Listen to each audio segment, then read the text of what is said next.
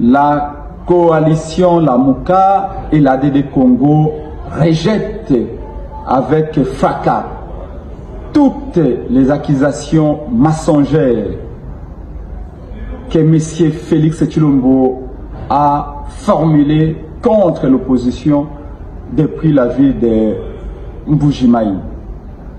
Lamuka prend le peuple congolais à témoin. Nous avons organisé plusieurs marches populaires dans tous les pays en soutien aux forces armées congolaises engagées au front. Lamuka a organisé, y compris en partenariat avec l'Église catholique, plusieurs manifestations pour dire non au génocide congolais. Nous avons enfin organisé plusieurs manifestations dans toutes les provinces contre la guerre d'agression que notre pays subit justement de la part du Rwanda. Félix Tshisekedi, pour cacher son incapacité à protéger les Congolais, est en train d'accuser faussement l'opposition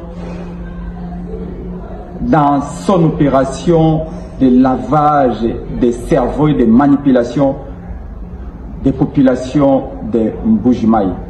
Mais Félix a caché trois vérités implacables aux enfants de Mbujimayi.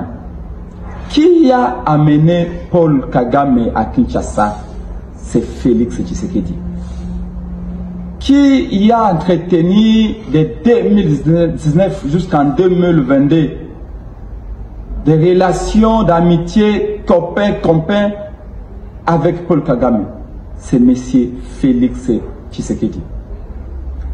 Qui détourne l'argent des militaires engagés au front contre la guerre d'agression? C'est le régime de M. Félix Tshisekedi.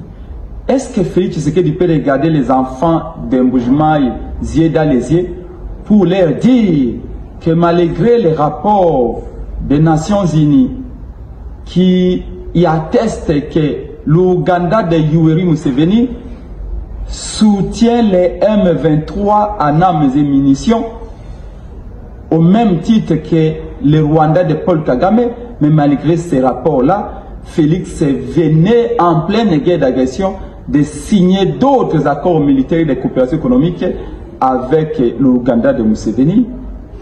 Il n'y a pas de mauvaises troupes, dit-on. Il n'y a que de mauvais chefs. Celui qui crie au loup est en réalité celui qui l'a fait entrer dans la bergerie. Que Félix ne puisse pas cacher son incapacité à gérer la République, à protéger les enfants du Congo, à tenir ses promesses de faire la guerre au Rwanda.